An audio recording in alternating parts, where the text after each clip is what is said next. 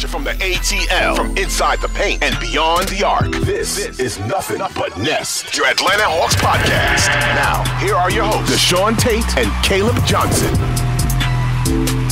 Welcome into Nothing But Nest, episode 42. Caleb Johnson in with my co-host DeShaun Tate, coming to you, unfortunately, after another Hawks loss in the playoffs.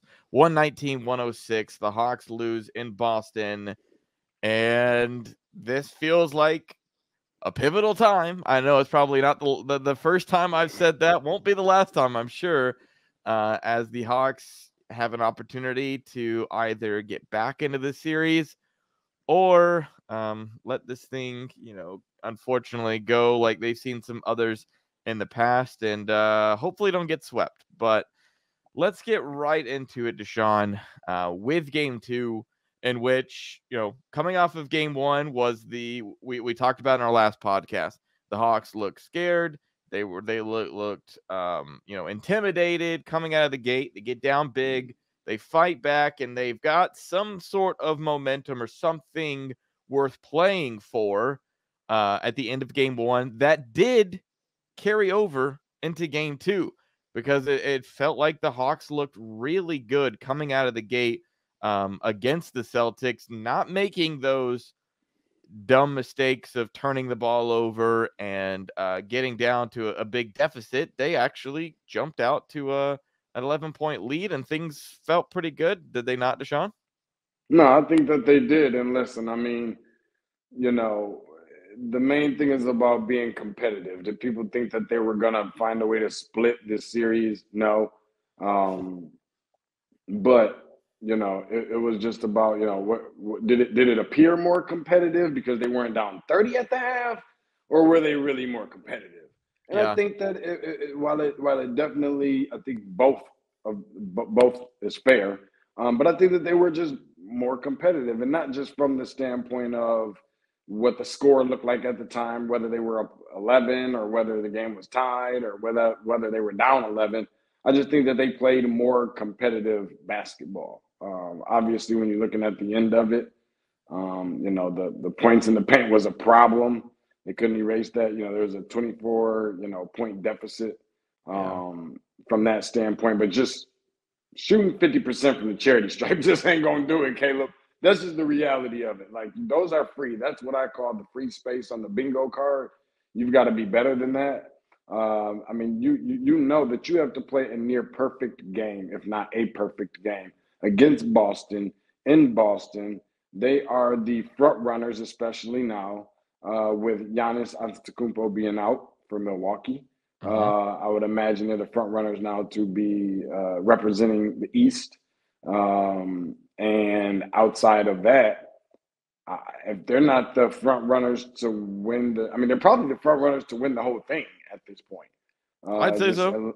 Yeah, Atlanta came up with the word, with not a great draw, but I think people are going to look at this series and people are going to say, especially right now before we even get back to going to Atlanta, is that, the Hawks look so bad against this Boston team. But it's not just about that. I think that Boston has just looked so good. But they got so many different things they need to work on. And most people, if we're just being honest, are really just looking for, we keep saying it over and over, people are just looking forward to next year, man. And that's been the thing since way before the playoffs even started. Yeah, so there's a couple of different aspects where, for one, just from a roster perspective, from a game plan perspective, we talked about this before the playoffs even started, that I was like, if I had my chance of, do I want to play the Milwaukee Bucks or do I want to play the Boston Celtics? I said the Bucks, even though they were technically on paper and record-wise the better team. Matchup-wise for the Hawks, and just honestly for anyone in general facing this team, is it's like, all right, you got Jason Tatum. Try to shut him down. Well, then Jaylen Brown can get going. If Jaylen Brown's not going, then Derek White's going. And if you stop those three, then you might end up in a position where Al Horford's knocking down threes or Sam Hauser's coming off the bench and hitting shots. And that's expecting Marcus Smart not to do much of anything because he's going to provide like there's so many different areas that this team can hurt you, and they've shown it with their three best players so far, where Jason Tatum, Derek White, and Jaylen Brown once again in game 2 combined for 73 points. They had 78 points in game 1, and then they come right back with 70, and that was because you limited Jaylen Brown to 18. You know, it was like, oh man, you held him under 18, so thankfully things were a little bit better. I know I was doing an interview recently with a host on 92.9 The Game, John Chuckery, who made sure to wanted me to give a shout out to you, as you know, he's always calling you Sparty, but that he was like, I don't care about DeAndre Hunter's offense moving forward. I want his main focus to be shutting down either Jason Tatum, Derek White, or Jaylen Brown. And I was like, I hear you, and that's probably a good strategy to have. However, it just feels like, okay, well, if you shut down one of those guys, the others will pick up the slack. And it's just, man, it's been one of those things of I sent a text after game 1 to a friend, and I was having a conversation in person, before we recorded this podcast, after game 2 with some others, that I was like, it really does feel like the Hawks are playing the future NBA champion Boston Celtics. And now on the one hand, sorry to go on so long, but on the one hand, you can look at it as, and you can go, man, the Hawks just ran into a buzzsaw. This is just the luck of the draw. Unfortunately, the Hawks ran into the Boston Celtics and couldn't make it any further. But you said that about the Hawks when they faced the Bucks in 2021 in the Eastern Conference Finals, not in the first round. And you want to know why that you didn't say that about the Hawks in the first round back in 2021 instead of doing this in the first round now? It's because the Hawks in 2021 did enough to win their regular season games to have a higher seeding, to not have to be involved in the play-in, to not have to be involved in playing one of the top 2 seeds in the first round. This would all be very different if we were talking about a series, with the Hawks playing the Knicks, or the Hawks playing the Cavaliers, or something of that sort, where they're not dealing with what really looks to be the best team in basketball, in my opinion, in the first round. And that's because they didn't win their regular season games. And that's what's led them to this point. And that's going to be the unfortunate part if they are bounced out of the playoffs very quickly, is this all could have been changed if they had they took better care of the regular season. And yet here we are. We got to deal with the games, kind of got to deal with the situations that the Hawks have kind of presented for us. And they're not doing any favors to themselves by not shooting the ball very well. No, you know what? They're not. And for so much of, game 2, you kind of got that feel and that vibe, that energy of, just can't wait till we get back to Atlanta. I mean, I'm listening to the post-game press conference, at the TNT studios last night, and just watching the whole thing through and through. And I'm sitting there, and I'm just keep on hearing these questions about going back to Atlanta. And I'm just like, that sounds great. Number one, nothing's going to be guaranteed in Atlanta. I feel like coming into this series, if not anything else, it was really about, the question is, ultimately, is Atlanta going to get 1 game, or is Atlanta going to get 2 games? Based off of what we've seen these past 2 games, or these first 2 games in the series, it's starting to feel like, is Atlanta going to win 1 game, or is Atlanta not even going to win a game? Again, going back to Atlanta is a different animal. We know it's not Boston. We know it's not Philly. We know it's not New York. Doesn't mean that they can't win there. I'm still a believer that Atlanta can win 2 games. Very unlikely for one of those games to be in Boston, but I'm confident that they can win 2 basketball games. Overly confident? No. But when you were talking about, the Derek White and Jaylen Brown, Jason Tatum, we had this conversation in with the first, matchup that they had last week was if 2 of those guys are going to get going, you can't have Derek White going crazy too. And that's exactly what happened in game 2. Something else I don't think helps, because, of course, I'm going to be the first person to always mention this, because I know everybody loves to go and look at point at number 11 like they always do. We just talked about and this. they should for the series. That's fine. We can point the fingers at number 11. We can always point the fingers at number 11. That's the easy thing to do. That's the easy way out, in my opinion. But here's what I will say, Caleb, behind that. My issue that I have is number 11 being the only one that fingers are being pointed at. When you have instances and situations where nobody's saying that, Clint Capella is this, high-powered offensive, high-volume shooting and scoring offensive type of player. But when you combine he and John Collins for 9 points, that ain't got nothing to do with number 11. That got everything to do with the numbers that those guys are wearing. And Trae is a good enough facilitator and distributor and getting guys involved enough to a point where, what are you doing? Are you putting blame on him for those things too? So I just feel like it's just way too easy to blame him. And if you blame him, then you definitely got to blame the other guys. These guys are losing as a team. I do understand that, a lot of times Trae puts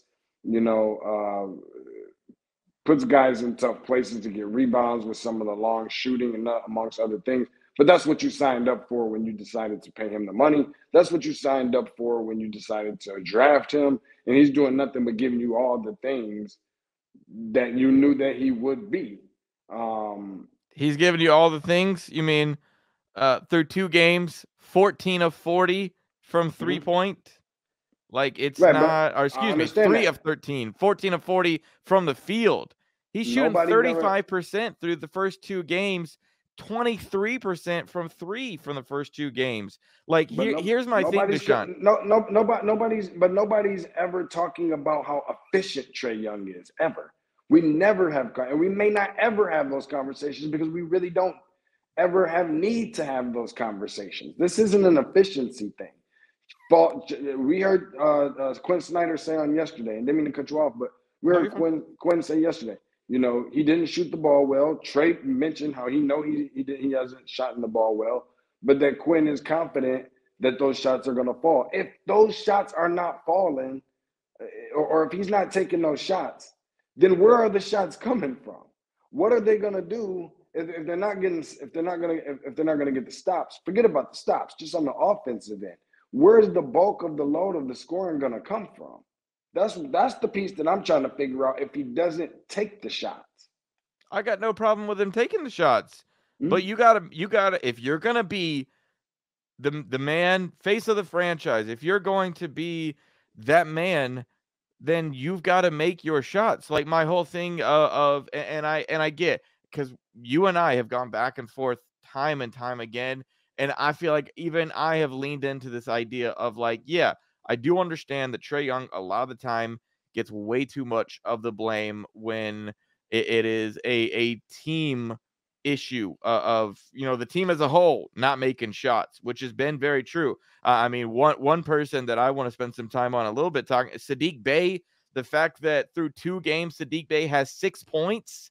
He's 1 of 7 from 3-point. That's a huge problem. You traded for that man at the trade deadline to make an actual impact. However, put that on pause real quick. Go back to Trae Young.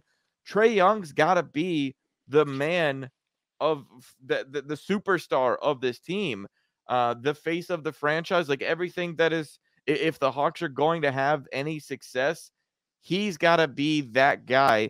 And he hasn't been for now going back 2 playoff series. You're looking at this Boston series. You go back to the Miami series where he had 8 points in that first game against Miami, came back, had a little bit better of a performance, but through the first 2 games, he was not the team's leading scorer.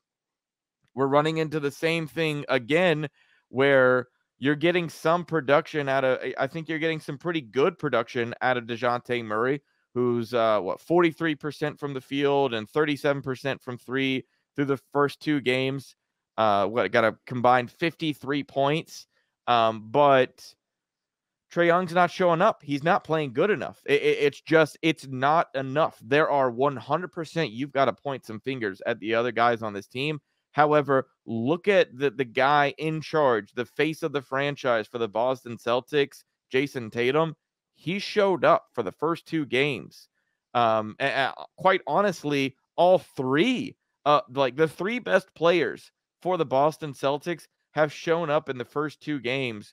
And Trae Young, the guy who the Hawks really rely on, hasn't shown up. And his teammates haven't helped him out either. But it's just one of those. This is why, specifically in this series, I think he's got to take the brunt of that blame. And you mentioned something earlier, and we can spend some more time on it. But this idea that just going home is going to fix everything. I know, Trae put it out on social media where he was like, "Oh, they took the first 2, but we're going back to the A, and we're going to take the next 2." I hope so. I would love to be wrong. However, just going back home and playing in front of your home crowd, you had struggles with that in the regular season. That's part of the reason why Nate McMillan got fired, is because you weren't winning home games that you really should have been against, lesser competition. Now you've got this really talented competition. You got to play up to that level. You got to hit your shots. And that's it feels like, DeShaun, that this series is becoming painstakingly simple of you got to get stops and you got to score points. And through the first 2 games, outside of the first quarter of game 2, the Hawks haven't been able to do those 2 things. No, and I understand that, Caleb. I think that, all of a sudden now Nate McMillan is not the coach anymore because they couldn't win games. That hasn't been the narrative that's been floating around ever since Nate McMillan has lost his job. We know all the other reasons, or the only other reason behind why people are saying that he's But it was just that Quinn Snyder was going to come in and fix that. Well, no, but again, I don't know too many people that can just go and just flip and turn something around. Now, granted, that is something that clearly it looks like Nate McMillan did, which in reality, the fact of the matter is that team got healthy at the right time as well. This is obviously not the same roster, but they got healthy at the right time. And while Trae, I think, does deserve, I don't know if I should go as far as saying majority of the blame. He deserves blame. But he is not the only one that deserves the blame. But here's the thing. But here's that's DeShaun. That's the place that I'm going with. We can talk about being the face of the franchise and all these other things.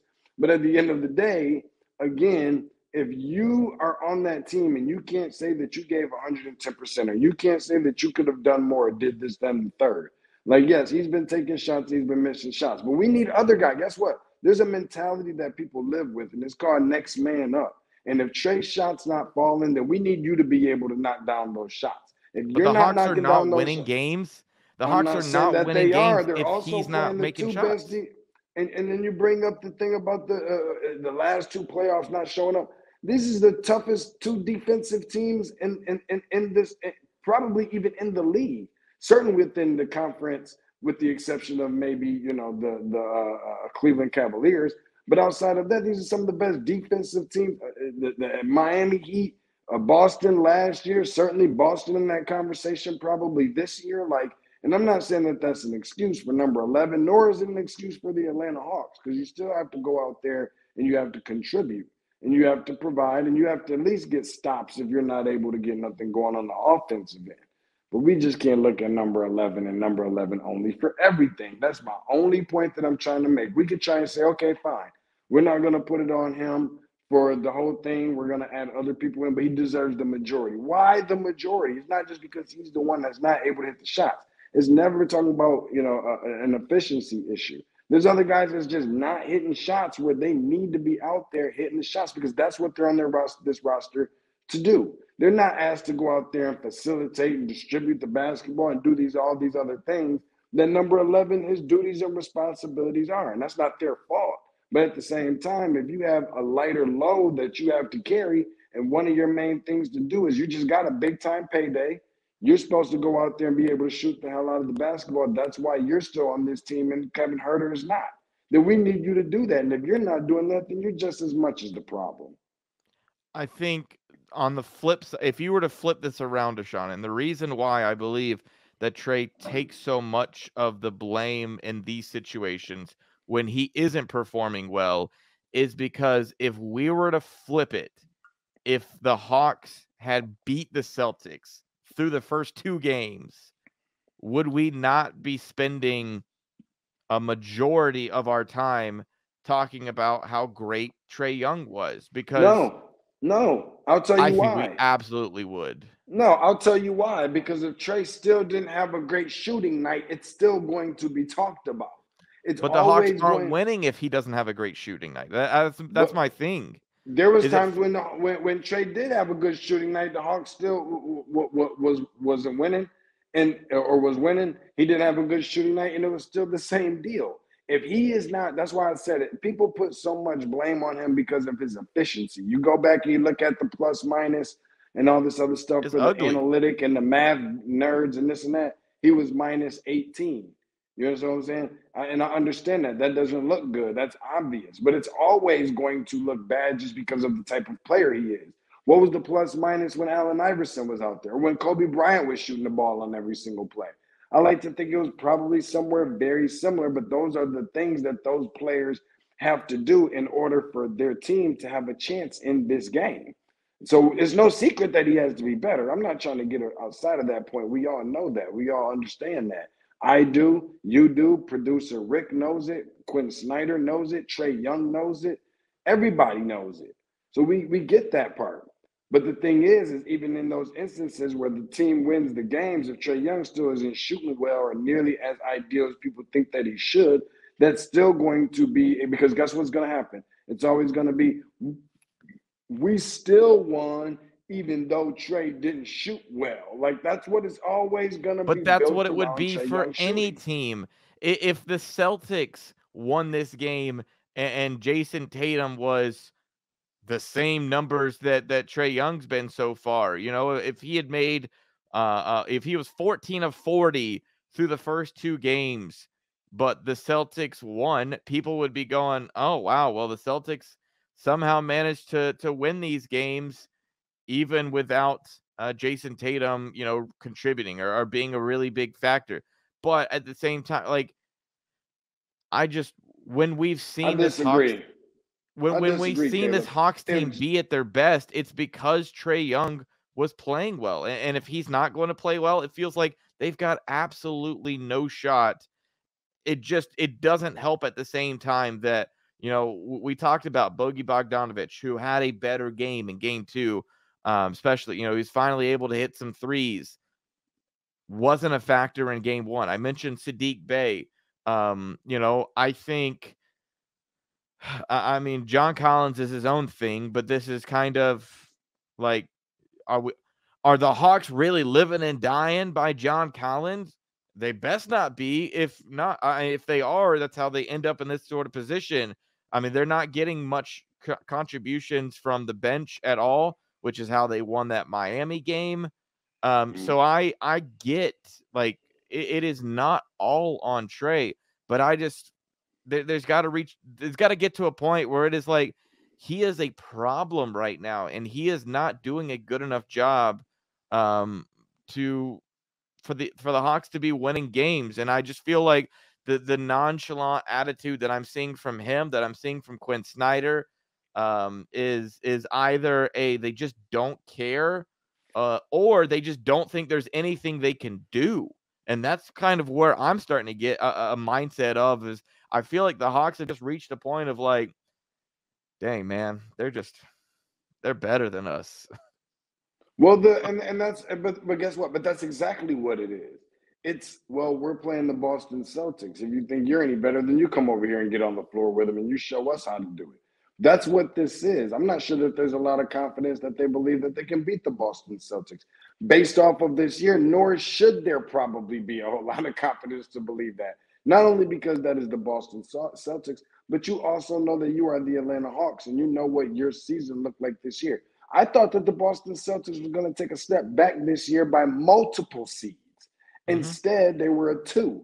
I thought that they probably wouldn't get anything higher than a 4, and that's being generous. I'm thinking anywhere between a 4 and a 5, regardless of who came back, just because of the circumstances and what went down. And obviously, the next year, guys tend to focus and laser focus in and key in on you a little bit differently.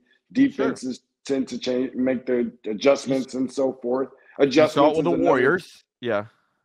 Absolutely. Adjustments is another thing that's been like a key word, like an elephant in the room word that we've been hearing in these press conferences and so forth about the adjustments that need to be had. But when you were kind of going back, which I respectfully disagree with you on, when you talk about, well, people aren't talking about or people talk about when Jaylen Brown, Jason Tatum, they win games when one of the guys don't do well. I don't necessarily hear that. I hear that when it comes to Trae, but I don't hear, well, they won even though Tatum didn't have a great game. Like, no, you don't hear about that. You just hear so much more praise for the player that did play well. If Tatum didn't play well and they still got the win, then they're going to give so much credit to Jaylen Brown, and that's going to overshadow the things that Tatum did not do. If that's the case here in Atlanta, where the team wins the game and DeJounte Murray played well, but Trae didn't, they'll still find a way to talk more about how Trae Young did not play well. That's just the reality of what it is to be Trae Young. And in some of those cases, I think that he kind of have done some things for sure to put himself in that position, but not nearly as much as I think that we've been seeing. I mean, okay, I hear you. I think this is just one of those instances where you and I just kind of disagree on this sort of thing. I hear you though. I really do. I feel like it just when it comes to other teams and their best player and they don't perform well, we criticize them. I mean, I think of like look how much Luka Doncic, caught all kinds of crap because of the really terrible season that Dallas ended up finishing with. Even though, they went and they made the Kyrie move and they had all of that kind of stuff going on.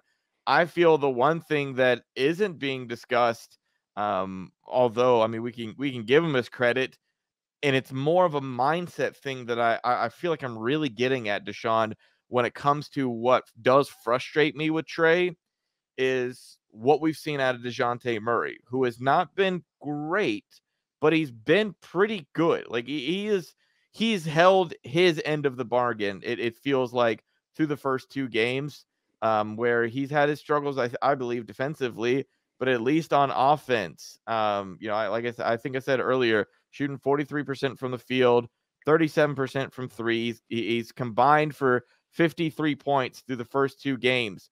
Here's my thing about DeJounte's mindset is at the end of game 2, it was won by Boston. Like they had that game in hand in the final minute.